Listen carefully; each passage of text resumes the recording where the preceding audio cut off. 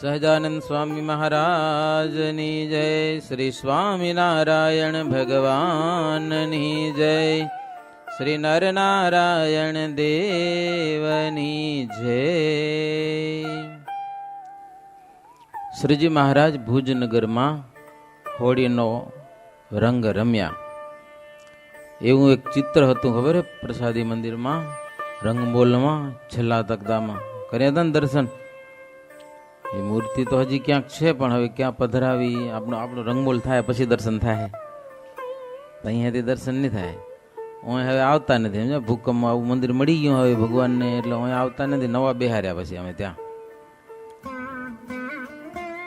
ભુજમાં મહારાજ ઉત્સવ કર્યો અને 10મું પૂર સમાપ્ત થયું અને હવે 11માની શરૂઆત કરવી છે. એટલે થોડીક કથા શરૂઆતની કહેશે અને પછી વળી મહારાજના ચરિત્રો શરૂ. શ્રી સ્વામિનારાયણો વિજય તેતરામ. મહામુક્ત સ્વામી શ્રી આધારાનંદ મુનિ કૃત શ્રી હરિચરિત્રામૃત સાગર પૂર 11મું. સ્વામિનારાયણ હરે. શ્રી પુરુષોત્તમ કૃષ્ણ હરિ હરિ કૃષ્ણ ઘન શ્યામ વારંવાર વંદન કરું પૂરણ મનોરથ કામ. 11 में यह पूर में लिखत चरित्र तुम्हार तव बल हरि धरियूर में और बलहीन लगार और बलहीन लगार. આધારાનંદ સ્વામી માં મંગલાચરણ કરે છે, હો, મિની મંગલાચરણ.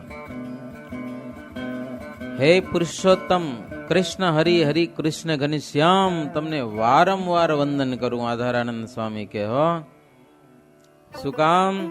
મનોરથ બધા પૂર્ણ થાય, ગ્રંથ લખવાના 10 પૂર પૂર્ણ કર્યા અને હવે 11મા પૂરમાં મહારાજ તમારા ચરિત્ર લખું છું. એ તમારું બળ લઈને લખું છું. હો, બીજા મને કોઈનું બળ નથી, એક તમારું બળ છે. ભગવાનનું બળ લઈને માણસ હાલતો હોય ને જગતમાં સુખી થાય, કોઈથી દુઃખી ન થાય. પણ કેટલાકને પોતાનું બળ હોય ને, કાં તો પૈસાનું બળ હોય ને, કાં તો પરિવારનું બળ હોય ને. આ બળ છે ને, બળ કો કે ટેકો કો, સમજ્યા ને, એ તૂટી જાય, હટી જાય. પણ ભગવાનનો ટેકો લઈને હાલતા હોય ને એને કોઈ દિવસ વાંધો પડતો નથી. શ્રીહરિને ગઢપુરમાં સાંભળીને શ્રીહરિ ઘરનો ત્યાગ કરી ગયા. 11 વર્ષના ઘનશ્યામ હતા ત્યારે ઘર છોડ્યું હતું ને. ત્યાં રામ પ્રતાપ અને ઈચ્છારામ ભાઈ, 2 ભાઈ, સુવાસિની ભાભી, આ પરિવારને જાણ થઈ છે કે આપણા શ્રીહરિ તો ગઢપુરમાં છે. એવું સાંભળી અને 30 વર્ષથી વિયોગી એવા ધર્મવંશી ત્યાં આવ્યા. એમાં 2 પુત્રો અયોધ્યા પ્રસાદ અને રઘુવીર, એને મહારાજ દત્તપુત્ર કરીને આચાર્ય પદે સ્થાપ્યા અને દેશ વિભાગ કરી આપ્યો. કથા આવી ગઈ છે પણ શરૂઆતમાં થોડીક વાત કરે છે. અને શ્રીહરિએ શિખરબંધ મંદિરો કરાવી, રાધા કૃષ્ણ વગેરેની પ્રતિમાઓ પધરાવી, મોટા મોટા વિષ્ણુ યાગ સમૈયા કર્યા. હો, મોટા મોટા ઉત્સવો કર્યા. અને પાંડવોએ રાજસુ યજ્ઞ કર્યો હતો, એના કરતા પણ મહારાજના યજ્ઞોની કીર્તિ વધેલી છે. દેવતાઓ પણ રાજી થયેલા છે. આવા શ્રીહરિ ધર્મ સ્થાપવાનું કામ પૂરું કરી અને શ્રીહરિ ધામ પ્રત્યે પધાર્યા. ત્યાર પછી મુક્તાનંદ સ્વામી આ લોકમાં જેટલા વર્ષ રહ્યા, જેટલા મહિના રહ્યા, એટલા દિવસ શ્રીહરિના આ જન્મથી જન્મથી માની કરીને ધામમાં ગયા પર્યંત સુધીના ઉત્તમ રાજા અને 2 આચાર્યને ચરિત્રો કહેતા હતા. આખો દિવસ ભગવાનના ચરિત્રો. દાદા ખાચરને વિયોગ બહુ થયો. મારે ધામમાં ગયા એનો જીવી શકે એમ નતા. હવે જીવવું કેમ એને? મહારાજ ધામમાં હાલ્યા ગયા છે. તો મુક્તાનંદ સ્વામી દાદા ખાચરનો વિયોગ હળવો કરવા માટે આખો દિવસ ભગવાનના ચરિત્રો સંભળાવે. અને ચરિત્રમાં જ ઈ જીવે છે. ચરિત્રો સાંભળીને જ દાદો ખાચર જીવે છે. એવી કથા છે આ. તો મુક્તાનંદ સ્વામી દાદા ખાચરને જે ચરિત્રો કહેતા હતા, આધારાનંદ સ્વામી કે ઈ ચરિત્રો મને લખવા છે. પ્રારંભ કર્યો છે. મારે ધામમાં ગયા પછી આ ગ્રંથની શરૂઆત થયેલી છે. તો મોડો શરૂ થયેલો ગ્રંથ બહુ. સ્વામી કે ચરિત્ર લખવાનો આરંભ કર્યો છે, પણ આયુષનું ઠેકાણું નથી. હવે લખનારાની ઉંમર થઈ ગઈ છે મોટી. આધારાનંદ સ્વામીની ઉંમર ઘણી થઈ ગઈ અને ચરિત્રો લખવા છે બહુ ઘણા બધા. એમ સંપૂર્ણ ચરિત્રો. હજી તો આ સંક્ષિપ્ત ગ્રંથ છે. પૂરેપૂરું હોય ને તો ઘણું લાંબુ થાય, ઘણું બધું લાંબુ થાય. એમ એવો ગ્રંથ થયા. શોર્ટમાં ગ્રંથ લખાણો છે ને એમાં અમારે જેવા વાંચતા હોય તો એ વળી થોડુંક શોર્ટ કરીને વાંચે ને પાછું. હોય એમને એમ તો વંચાય નહીં પાછું. પણ ભગવાનના ચરિત્રો એવા છે કે જેટલા ગાઓ અને જેટલા સાંભળો, જેટલા વિચારો, જીવાત્માનું કામ કરનારા છે. સ્વામી કે આધારાનંદ સ્વામી શરીરનું બહુ હવે ઠેકાણું નથી અને શરીરમાં બળ નથી. મહારાજનું બળ લઈ અને ચરિત્રો લખું છું કે જેટલું લખાય એટલું સંપૂર્ણ ગણાય. શ્રીહરિના સામર્થ્યથી શું ન થાય? પાંગડો હોય એ મેરુ ઉલ્લંઘી જાય. પાંગડો પર્વત ચડી આવે છે ને, એ પર્વત ઉપર ચડી જાય. ભગવાનની જો કૃપા થાય તો ભગવાનના બળથી બહુ કામ થાય છે. એવા ભગવાન છે. બળ એનું જોઈએ, બીજાનું બળ જોઈએ નહીં.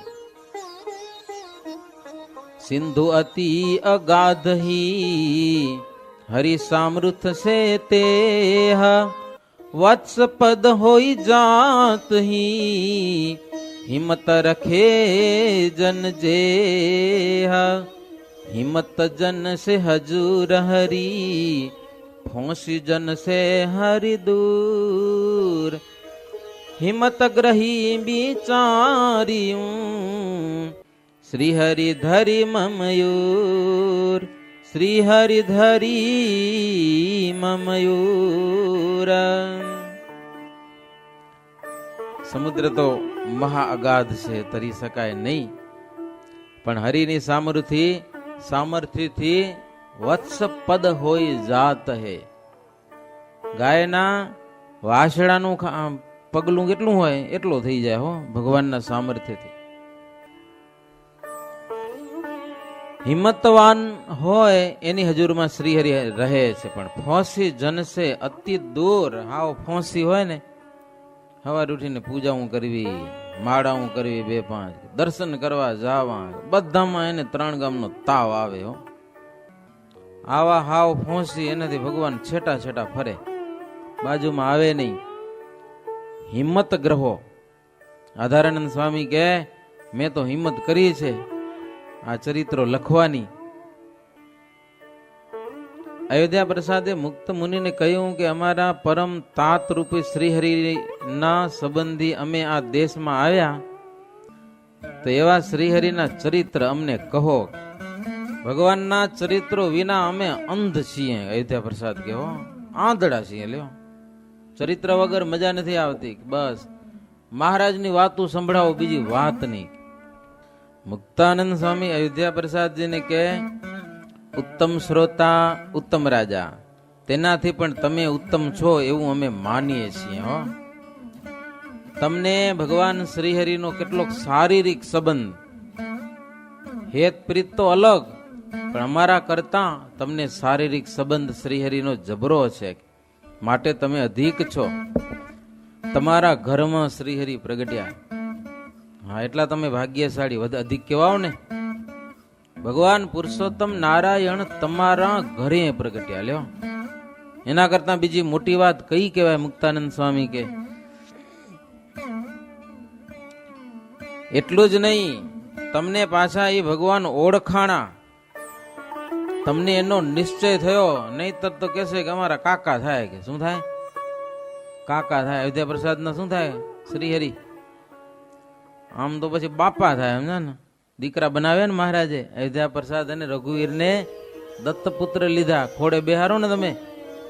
મહારાજ તો લગ્ન કર્યા નતા ને 2 દીકરા ખપતા હતા, ક્યાંથી કાઢવા? કયો 2 ભાઈના એક લઈ લીધા. હો 2 ભાઈએ કીધું કે આમાં જો ઈશારામના 5 દીકરા હતા, રામ પ્રતાપના 3 હતા, જી જોઈ લઈ લો. કે છૂટી દીધી, સમજા?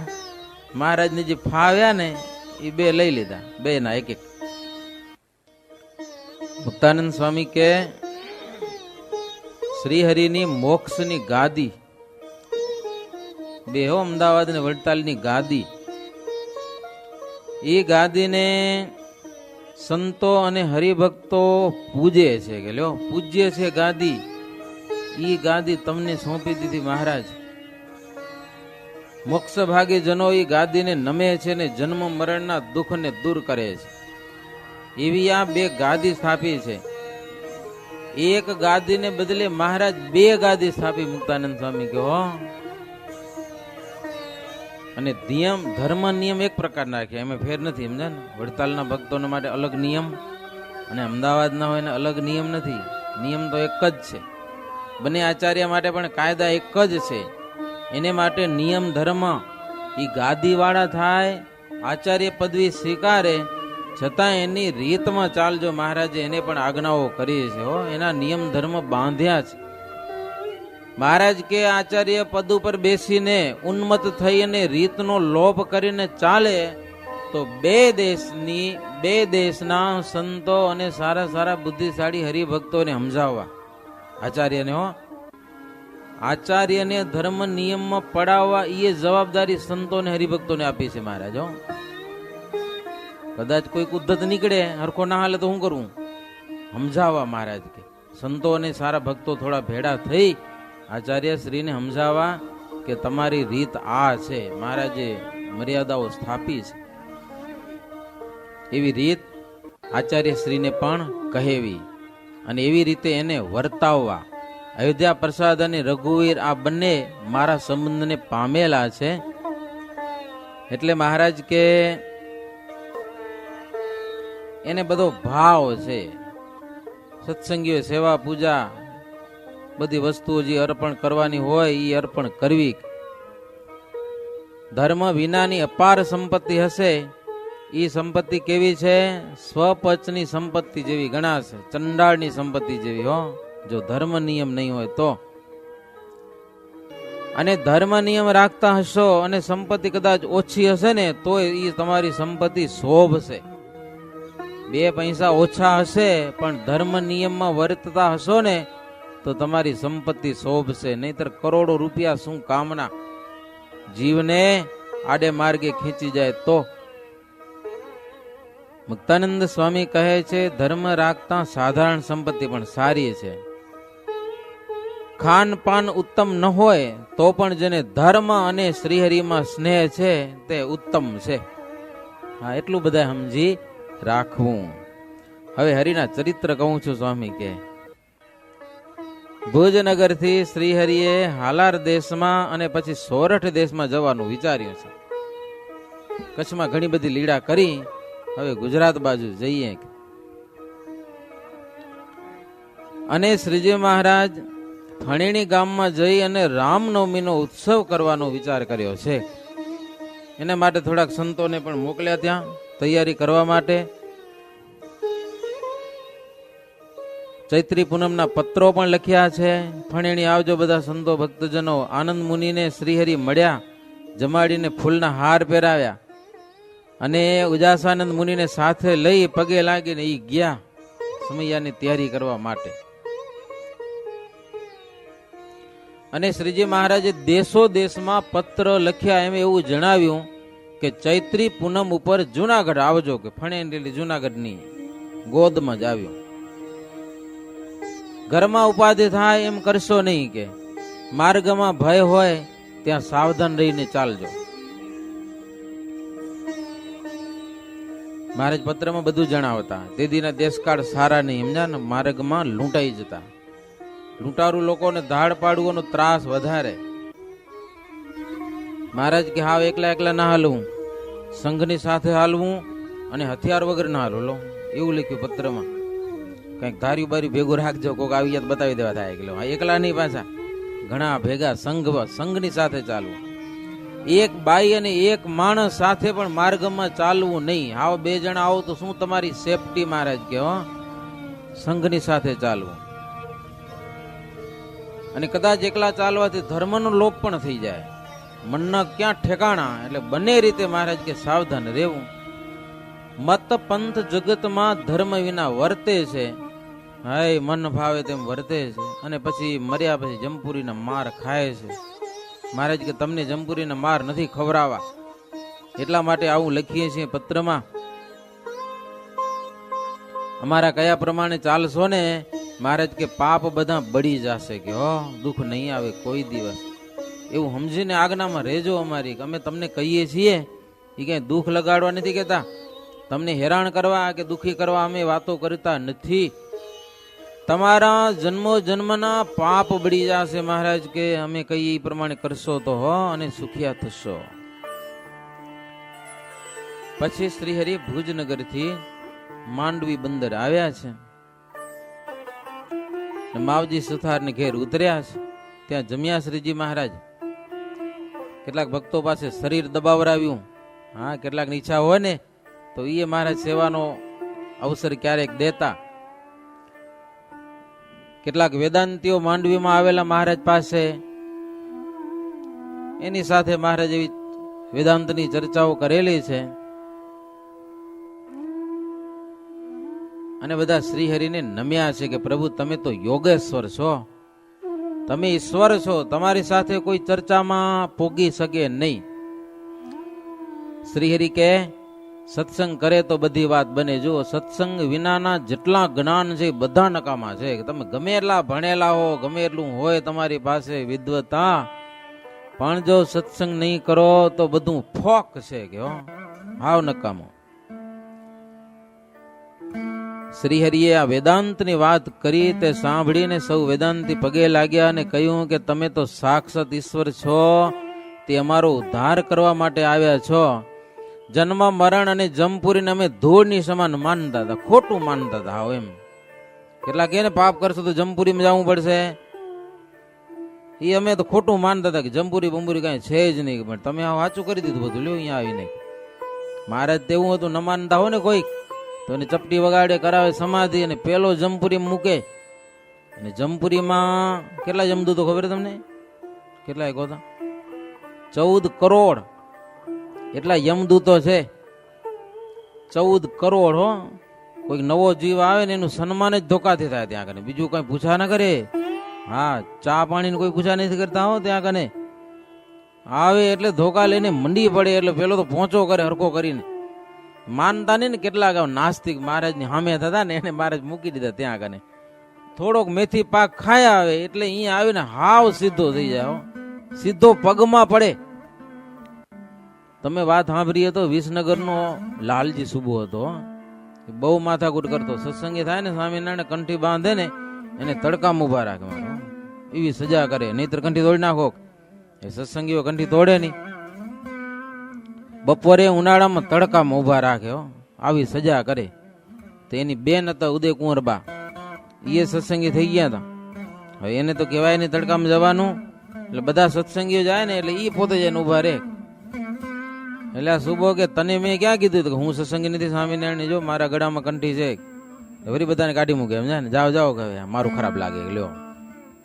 આવી માથાકૂટ કરતો હતો અને બોલતો તો સ્વામિનારાયણ આવે ને તો એને નજર કેદ કરવું કે લ્યો જેલમાં પૂરું, જેલમાં. આવું બકતો હતો. પછી વિસનગરના ભક્તો એકવાર જન્માષ્ટમીના સમયમાં ગઢપુર આવેલા. મહારાજ કુશળ સમાચાર પૂછ્યા, સુખી છો ને બધા? આમ તો સુખી છે પણ થોડીક માથાકૂટ છે. શું હે મહારાજ કે અમારા ગામનો સુવો માથાકૂટ બહુ કરે છે. મહારાજ કે તમે ધીરજ રાખજો કે અમે ક્યારેક આવશું. બહુ લાંબી કથા છે. પછી મહારાજ તો એકવાર રાતના 12 વાગે ઉઠીને વિસનગર જવું હતું ને મહારાજને કોઈ જવા ન દે, કારણ કે જેલમાં પૂરવાનો હતો એટલે ના પાડી દે મહારાજને. મહારાજ કે વિસનગર જવું હોય તો નથી જવું. લ્યો મૂળ જે બ્રહ્મચારી હતો એ ના પાડી દે, જી હોય ના જ પાડી દે, મહારાજને જવા ન દે કોઈ. તો એક દી તો રાતના 12 વાગે ઉઠીને ભાગ્યા હો રાધા વાવને માર્ગે. મુકુંદ બ્રહ્મચારીને ખબર પડી ગઈ કે મહારાજ આજે ક્યાંક ભાગ્યા છે, એટલે વાંથી દોડ્યા. મહારાજ ક્યાં જાઓ તો કે હું ગમે તો જાઉં. મહારાજ કે હો તું પાછો વળી જા. પાણા માર્યા પાણા મુકુંદ બ્રહ્મચારીને.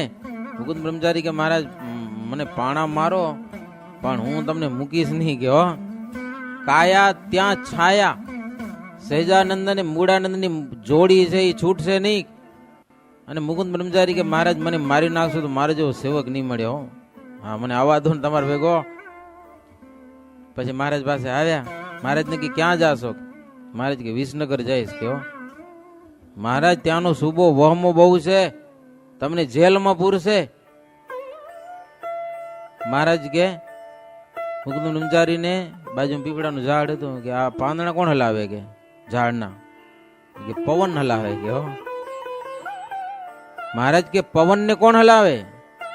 બ્રહ્મચારી મહારાજ કે મહારાજ એને તમે હલાવો. કે તો મહારાજ કે શું ચિંતા છે? લ્યો પવન ને હલાવનારા જો આ ભેગા છે તો એને કોણ જેલમાં પૂરી હગવાના? શું કામ ચિંતા કરો? હાલો ભેડા. પછી મારે ભેડા થયા 2 જણા. પછી તો રસ્તામાં ઘણી લીલા કરી. વિજાપુર ગયા હતા ને વજીબાને ઘરે ખબર બાવાનું રૂપ લઈને ગયા હતા ને ત્યાં કેટલું નાટક કર્યું વજીબાને ત્યાં.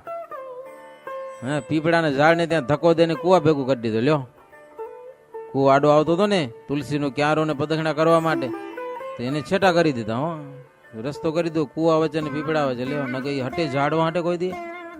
લત પગ લાંબો કરીને રાતના એ લીડા કરી. અને પછી ત્યાંથી શ્રીજી મહારાજ ગયા વિસનગરમાં. ઉદયકુંવર બા એનો દીકરો બળદેવ પ્રસાદ કરીને હતો. હે મહારાજને જમાડ્યા પ્રેમથી. ને પછી મહારાજ કે તારા મામાને જાણ કર કે સ્વામિનારાયણ આવ્યા. કે લ્યો તે બળદેવ ગયો મામાને જાણ કરવા. ઈ ઓલો એને કે વાંથી મહારાજ પૂછી ગયા પાછા ત્યાં કને સ્વામિનારાયણ આવ્યા. અને મને બબડો આમ છે ને તેમ છે ને માથાકૂટ કરવા માંડ્યો. મહારાજ કે અમારા સત્સંગી તારું શું બગાડ્યું છે કે હેરાન કરે છે ખોટા ખોટો? હા ધમકી નાખી મહારાજ જોરદાર. શું બગાડ્યું છે તારું? એમ અમારા સત્સંગને શું કામ હેરાન કરે? મરીને જમપુરીમાં જવું પડશે. મહારાજ કે ઓલો કે જમપુરી તમે ઊભી કરી છે. હા કે નબળા માણસોને ડરાવવા માટે કે મરીને જમપુરીમાં જાશો ને જમપુરી જેવું કઈ છે નહીં. કે લ્યો મહારાજ કે જોવીએ તો હોય તો જોવાય ને. અને મહારાજ ચપટી વગાડ્યો. જોયા કે જા થઈ સમાધિ. અને જમપુરીમાં ત્યાં તો મેથી પાક મળે ભાઈ. હા બીજો કોઈ પાક ખાવા મળતો નથી, મેથી પાક મળે જોરદાર. એવો કચરો સુબાને હોય કને અહીંયા ઊંચો નીચો થાય. હો પછી સમાધિમાંથી જાગ્યો. મહારાજ કે કેમ જોયું? તો જમપુરી છે સાચી. હો હા એ મળશે. મહારાજ કે જોઈ છે જવું છે ત્યાં? તો ત્યાં તો હવે નથી જવું. લ્યો મહારાજ ને કે તમારો આશ્રિત બનાવો મારે ત્યાં હવે નથી જવું. ઈ ધોકા મૂકે ભાઈ.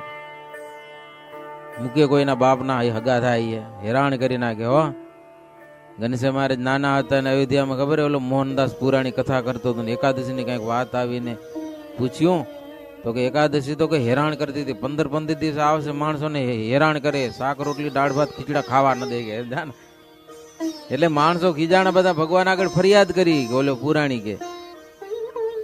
એટલે ભગવાનની રીસ ચડી એકાદશી ઉપર. જગન્નાથપુરીમાં જઈને ઊંધી બાંધી દીધી. હો હવે એકાદશી જેવું કઈ છે જ નહીં. મજા કરો, ખાઓ પીઓ ને કાંઈ નથી. કે લ્યો આવી મારો વાતું કર્યો કે ઘનશ્યામ મહારાજ કે આવું ક્યાં શાસ્ત્રમાં લખ્યું છે? કે લ્યો એકાદશી હવે છે જ નહીં એમ. એને સમાધિ કરાવી હતી. પછી હો એકાદશી ની મારો નિંદા કરે. પોતે એકાદશી નો દિવસ કથા વાંચતો તો દાળ ભાત રોટલી શાક ખાઈને કથા વાંચે. લ્યો વક્તા પણ. એટલે મહારાજ એકાદશી વિશે પૂછ્યું. એમાં એનો વહમું લાગ્યું બધું. પછી જેમ તેમ બોલ્યો ઘનશ્યામ મહારાજ ની સામે.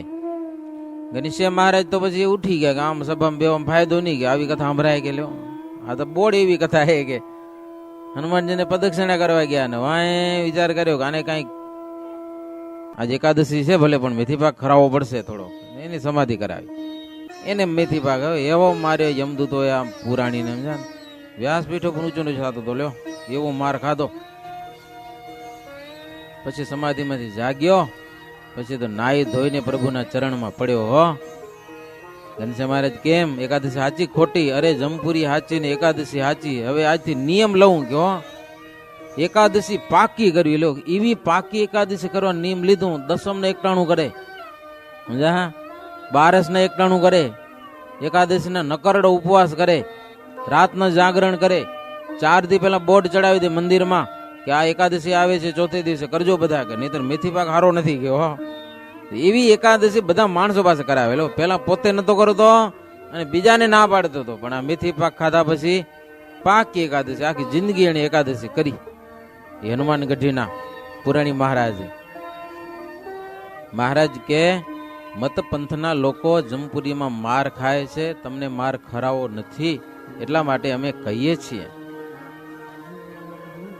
બધા પંડિતો હતા માંડવીમાં, એ મહારાજને કે પ્રભુ જમપુરીને હવે અમે સત્ય માનશું. કે આટલા દિવસ ખોટું માનતા હતા, પણ તમે બધું અમને સાચું બતાવ્યું છે. શ્રીહરિની વાત સાંભળીને સૌ વેદાંતિઓ પણ આશ્ચર્ય પામીને પ્રભુને પગે લાગ્યા કે હવે અમને તમારે શરણે રાખો, તમારા નિયમ આપો, અમારે સત્સંગી થવું છે. એટલે શ્રીજી મહારાજે પાણી મંગાવી, જળ મંગાવીને નિયમ ધરાવ્યા છે, અને અનંત જન્મના પાપ હતા એ બધા નાશ કરી નાખ્યા. હો અને સ્વામિનારાયણ નામનું ભજન કરવાની મહારાજ રીત બતાવી. મહારાજ કે આ કળિયુગમાં જીવને સુખી થવું તો એક જ રસ્તો છે કે હાલતા ચાલતા સ્વામિનારાયણ સ્વામિનારાયણ સ્વામિનારાયણ ભજન કરો, બસ ઉગરી જાશો. હાલતા ચાલતા અભ્યાસ કરવા. અને મહારાજ કે આ સત્સંગના નિયમ પાડશો તો અમે બિરુદ આપેલું છે, અંત સમયે અમે પોતાના ધામમાં તેડી જાશું. એવો કોલ આપ્યો મહારાજ, અને પછી પંડિતોને ઘરે જવાનું કહ્યું. મધ્યરાત્રિ સુધી આ પ્રમાણે શ્રીજી મહારાજ વાત કરી, અને પછી પ્રભુ પોઢ્યા. રાત્રે અરુણોદય થતા શ્રીહરિ તથા સૌ નાઈને તૈયાર થયા. માંડવીથી પ્રભુ પ્રયાણ કરેલું છે. ચાલતા ચાલતા મહારાજ અંજારપુર પધાર્યા છે. અંજારમાં સુથાર ખેમો એ મહારાજનું સારું મજાનું સામૈયું કરેલું છે. અંજારમાં વાદ્ય ગાત્ય પોતાને ઘેર પધરાવ્યા. સરસ મજાની રસોઈ બનાવી છે. મહારાજને અને મહારાજ ભેળા કેટલાક સંતો ભક્તજનો હતા એને પ્રેમથી જમાડ્યા. અને ઘણી બધી ત્યાં પણ મોટી સભા ભરી અને મહારાજ બધી વાતો કરેલી છે. અને પુરજનો કીધું પ્રભુ તમે જે પ્રમાણે કહો છો એ પ્રમાણે જગતમાં ગુરુ અને શિષ્યો છે એ બધા આવડા ચાલે છે. હો એને કોઈને કાંઈ ખબર નથી, મન ભાવે તેમ વર્તે છે. અમારે સત્સંગી થવું છે. અંજારમાં ઘણા બધા તૈયાર થયા. હો મહારાજ તમારા નિયમ આપો. એટલે શ્રીજી મહારાજ એને પણ પાસે બોલાવી નિયમ ધરાવી અને બધાને સત્સંગી બનાવ્યા છે. અને ચોરી, મદ્ય, માંસ, પરસ્ત્રી સંઘનો ત્યાગ વગેરે વગેરે બધી આ નિયમો આપ્યા છે કે હવે સત્સંગી થયા છો એટલે આ નિયમ પાડવાની તમને જરૂર છે. આ પ્રમાણે રેવું સંપ્રદાયમાં. એક જ રાત રહી સભા કરીને મારે ત્યાંથી પણ પ્રયાણ કરેલું છે. પાગાઉ સુધી ભક્તજનો વડાવવા આવ્યા. પછી મહારાજ ઘોડાને દોડાવી અને પ્રભુ તુણા ગામ આવ્યા. તમે જોયું નહીં? જોયું તુણા ગામ? તુણા એક બંદર છે. ત્યાંથી નાવ ચાલતા સમુદ્રની વાટે જોડિયા જઈને છે ત્યાં ઉભા રહે. ત્યાંથી મહારાજ અવારનવાર આવજાવ કરતા તુણા બંદરમાં ઉતરતા. ક્યારેક માંડવી આવતા, દ્વારિકાથી માંડવી, અને એ બાજુ તુણા બંદરથી જોડિયા બંદર 3 કલાકનો રસ્તો છે વાણનો. તુણા ગામમાં શ્રીજી મહારાજ આવ્યા. ત્યાં રાત રોકાણા, રસોઈ થઈ. મહારાજ રાત્રે જમ્યા, સંતો પાર્ષદોને જમાડ્યા. સંતોને પાર્ષદો રાત્રે વાણ તૈયાર કરાવ્યો, શણગાર્યું સરસ મજાનું વાણને. કે આ વાણમાં બેસીને મહારાજ જોડિયા બંદર પધારશે. એટલે વાણ નાવને શણગારેલું છે રાત્રે, નાવિકની પાસે ભાડે રાખીને જે રીતે કરવું પડે બધું જ. વાહન તૈયાર હતું. પહોર દિવસ ચડતા પ્રભુ વાણમાં બેસીને ચાલ્યા તો જોડિયા બંદર પધાર્યા છે. જોડિયા બંદરના ભક્તજનોને ખબર પડી કે મહારાજ પધાર્યા છે, એટલે બધા સન્મુખ આવ્યા છે ને વાજતે ગાજતે શ્રીહરિને ભદ્રાવતી નદીમાં લઈ ગયા. ત્યાં મહારાજ અને સંતો બધા નાયા. ધૂણા બંદરથી વહેલા બેસી ગયા હતા, સમજા. ત્યાં પોગ્યા, ત્યાં નાઈ ધોઈને પૂજા પાઠ બધી ત્યાં મહારાજે કર્યું છે. પછી શ્રીહરિ ત્યાંથી પૂરમાં પધાર્યા છે. સરસ મજાનું સોનેરી છત્ર ધારણ કરેલું હતું. નર નારીઓ બજારમાં ફૂલના હાર લઈને ઉભેલા બધા મહારાજનું સ્વાગત કરેલું છે. ફૂલના હાર પહેરાવ્યા છે, ચરણમાં વંદન કર્યા છે. શ્રીજી મહારાજને માટે સારો ઉથારો કરાવેલો છે. સુથાર ભક્તને ઘેર શ્રીહરિ ઉતર્યા. વર્ણીય શીરાપુરી વગેરેની રસોઈ બનાવી. શ્રીહરિ જમીને સંત પાર્ષદોને જમાડ્યા છે અને શ્રીહરિએ કહ્યું કે હવે આપણે હાલાર દેશમાં આવ્યા. દેશ દેશના ભક્તો સરસ છે. દેશ પ્રમાણે વેશ, દેશ પ્રમાણે ભાષા અને દેશ પ્રમાણે બેસવાના ગાડા એ અલગ અલગ મળતું હો મહારાજને. હા, કચ્છના ગાડા અલગ હોય, હાલારમાં જાય તો ત્યાંના ગાડા અલગ હોય, ચડોતરમાં જાય તો વરી ગાડાના ઘાટ જુદા જુદા હોય. મહારાજ કે ભાષાઓ અલગ, ભક્તો અલગ, ભક્તોની પાઘડીઓ અલગ, પહેરવેશ જુદા, આવું બધું હોય મહારાજ કે. પૂરના ભક્તજનો બધા આવ્યા જોડિયા બંદરમાં, હાલાર દેશમાં હો. બધા બેઠા મહારાજની પાસે આવીને અને શ્રીજી મહારાજની એક રિક્વેસ્ટ કરી છે. ભક્તજનો સાંભળો કથા. મહારાજને કે મહારાજ આપ કચ્છ દેશમાં બહુ ટકો છો કે લ્યો. હાલાર, સોરઠ, કાઠિયાવાડ, ઝાલાવાડ અને ગુજરાતથી પણ કચ્છ દેશ તમને ઠીક લાગ્યો હોય એવું અમને જણાય છે. એનું કારણ શું કે લ્યો, અહીંયા સત્સંગ ઘણો છે. આ બધા દેશોમાં, બધા દેશોની હરોળમાં કચ્છ દેશ તમને વધુ વાલો શું કામ લાગે છે? એનું કારણ શું? કચ્છી ભક્તો પણ તમને બહુ ગમે છે. બીજા દેશના ભક્તો કહે છે કે શ્રીહરિએ બીજા દેશ કરતા કચ્છ દેશને વધારે ભાગ્યવંત કરેલો છે. એનું કારણ શું? અમે એટલા ભાગ્યશાળી નથી કે જેટલા કચ્છના ભક્તજનો ભાગ્યશાળી. થોડા છે છતાં પણ. શ્રી હરિ કહે કચ્છ દેશ में जो रहित कोई उपद्रव नहीं है को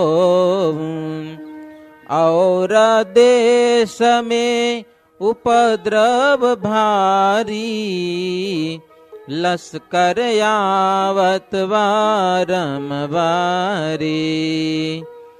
रैतन रूपको सुख नहीं के हा एक एक कुमारत ते हा काठी सत्संग न करे जेता मेली कार करत सब है तेता गाम गाम मनुष्य ते ही मारे लूटी ले तो दया न लगारे गाऊ भैंस यरु बेल ही ताकू ले जावत वेर वेर वाकू।